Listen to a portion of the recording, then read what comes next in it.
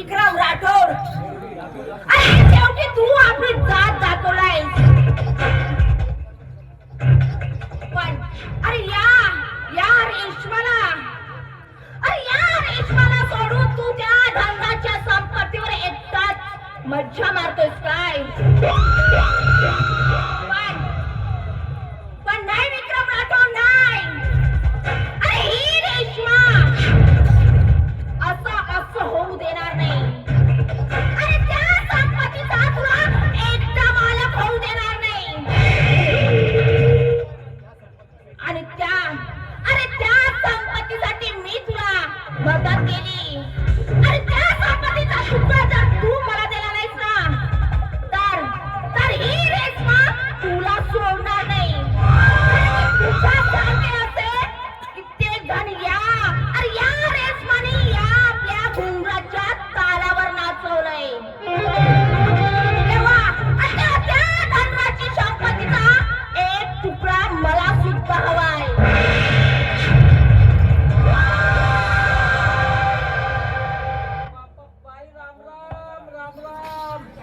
तू कशासाठी आलायस? बाप्पा बाप्पा बाप्पा बाई अशी कंदी लावानी काल बघतेस बाई कुठली गेली तर मला सांग, मी तुला कंदील वाटली का? हे बघ, कशाला आलायस ना ते सांग.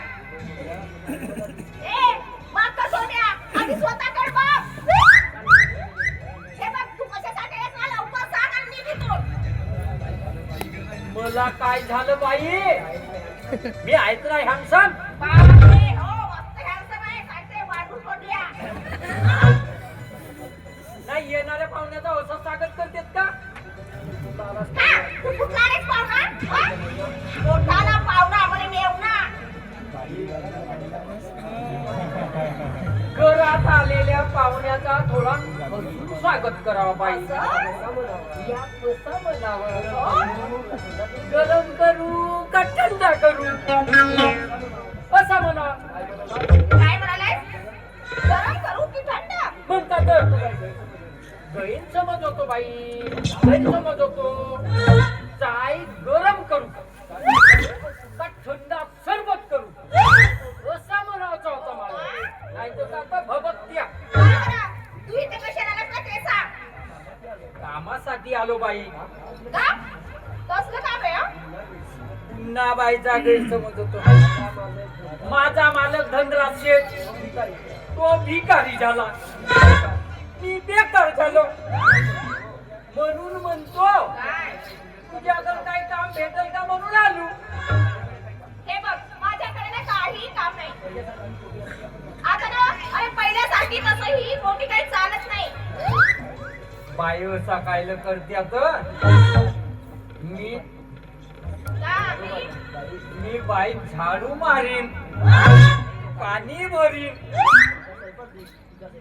तुमचा स्वयंपाक करीन,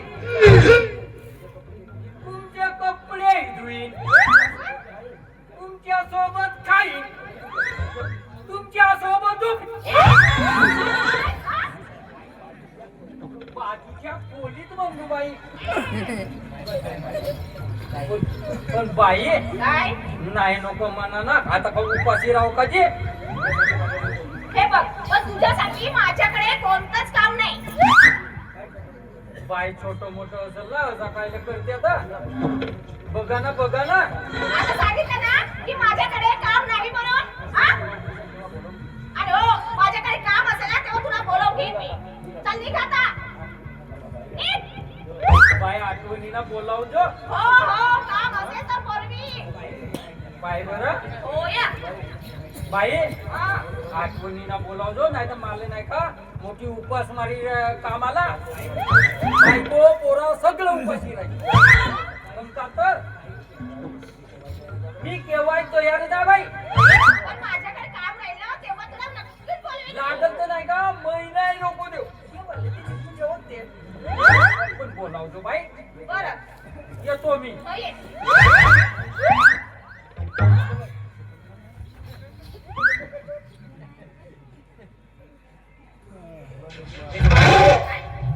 हा, इथे का गाडी आलो होता. तो ना ही जी पोथी बांधली ना ही अशा फालतू माणसासाठी नाही. मी तुला सांगतोय या माणसाबरोबर समजलं ना, कारण हा माणूस त्या धनराज सेठचा खास इमाने इतबारे नौकर आहे बरं. या माणसापासून सावध राहा. एवढी समज आहे मला. नाही इतकंच आहे म्हणा. समज आहे तर कसं आहे रेश्मा, आता हा जग फार निराळा आहे. नाही का? हे बघा, कोणापासून सावध राहायचं हे सगळं कळतंय मला. बरोबर आहे. पण कसं आहे रेश्मा, आता हा जग फार निराळा आहे. या जगातले लोक कधी केव्हा कोणाचा गळा कापतील हे सांगता येणार नाही. म्हणून सांगतोय सावध राहा. नाही तेव्हा आपला सावध करायलाच चालूय मी. नाही का? बरोबर. मामा, मी जपूनच आहे. कारण समोरच्या माणसाच्या डोक्यामध्ये काय चालतंय ना हे मी कसं ओळखणार ना. बरं ते जाऊ द्या.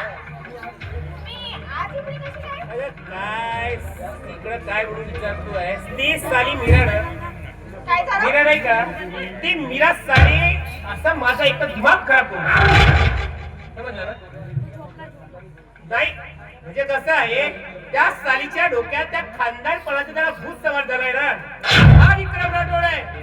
नाही तिच्या डोक्यातून तिच्या खानदानपणाचं भूत काढलं ना तर नाव सांगणार नाही विक्रम राठोड. मग तुम्हाला माझी काही मदत हवी आहे का? रेश्मा, तुझी मला काहीही मदत नको करू. माझं डोकं एकदम आता एकदम खंडाकलं झालं. तू माझ्या डोकं शांत करण्यासाठी मस्तपैकी एक लावणी नाही. बरं ठीक आहे. हा. ऐका मग बसा.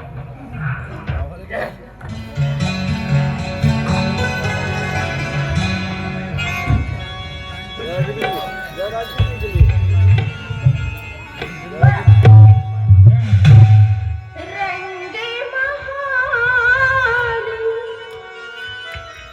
शृंगारी तेरे ते रंग महाली शृंगारी तेरे ते कोड्यात तुमचा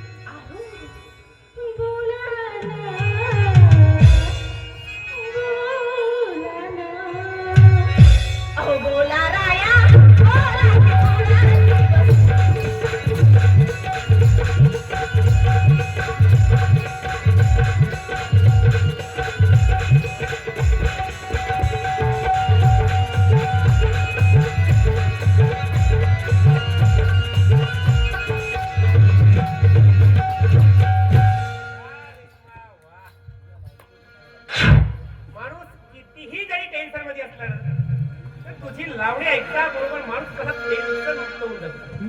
कारण या लावणीत जादू आहे माहित नाही ना, नाही का? हे घे, ही लावणी केलीस ना त्याची ही रक्कम. बस ओय एवढेच.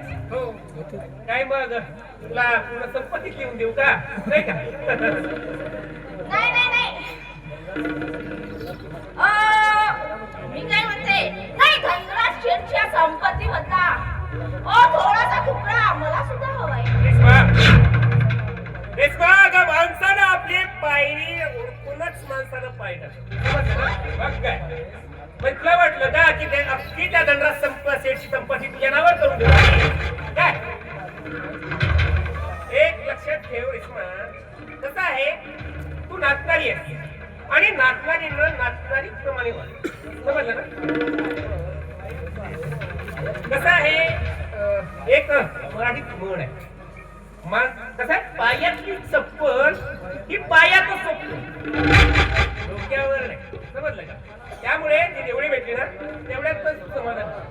पण अरे मला नाचणारी बनवणारा तूच तर आहेस ना मामा.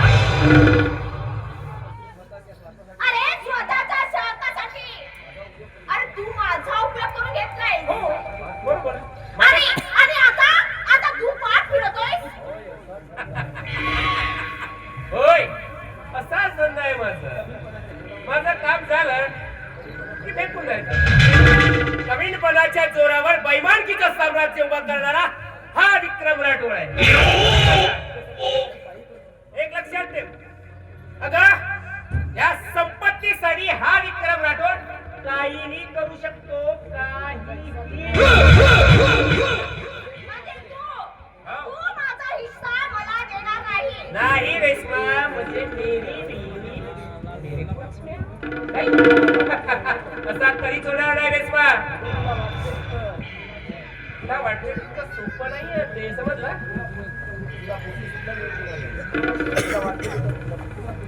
एक लक्षात तुला वाटतं तसं, पण तुला त्या संपत्तीमधून एक फुटकी कवडी सुद्धा देणार. तुला काय करायचं ते काय म्हणालायस? हो हो, तुला जे करायचं ते कर.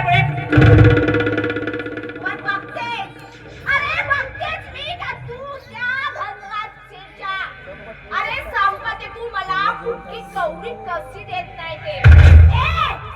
आणि ती संपत्ती मी अरे मला मिळालीच पाहिजे.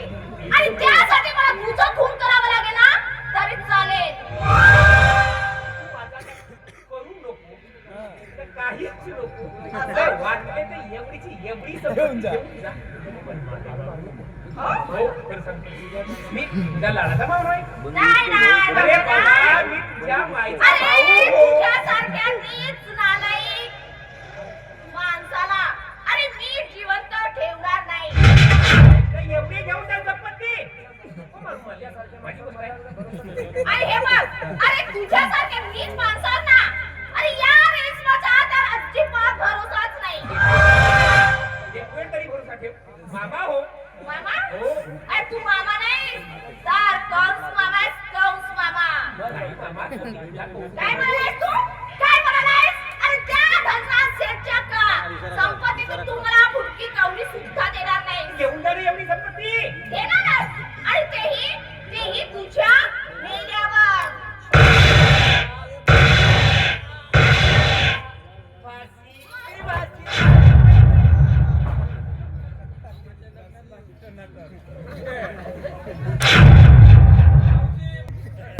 नंदभाऊ करायला तयार आहोत आम्ही. विकासाला फक्त तुम्ही आम्हाला आदेश द्या. विकासा कुठे विकासा चाले मार्गात बाबा मला क्षमा करा.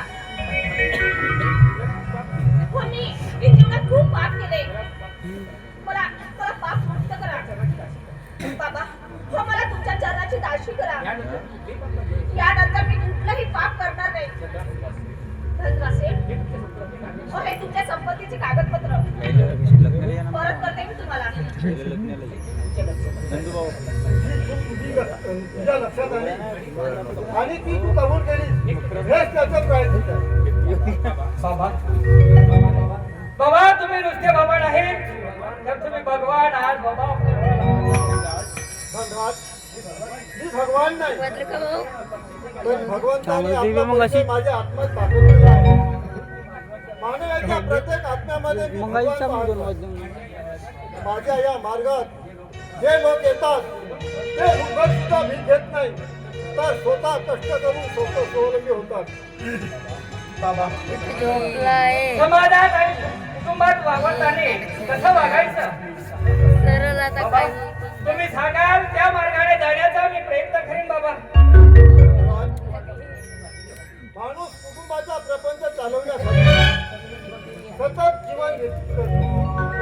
म्हणून कुटुंबात समाजात वावरताना सर्वांनी सत्य मर्यादा प्रेमाने वागणूक केली पाहिजे. त्यामुळे त्यांच्या कुटुंबात परमेश्वर टिकतो कारण त्याला हेच प्रिय असतात. बोला भगवान बाबा हनुमान जी जय. महान त्यागी बाबा झुंझार जी की जय. परमात्मा ये सत्य मर्यादा प्रेम कायम करने वाले अनेक वाईट व्यसन बंद करने वाले मानव धर्म की जय. नमस्कार नमस्कार जी नमस्कार. नंदूभाऊ विकासाने लग्न कुठे लग्न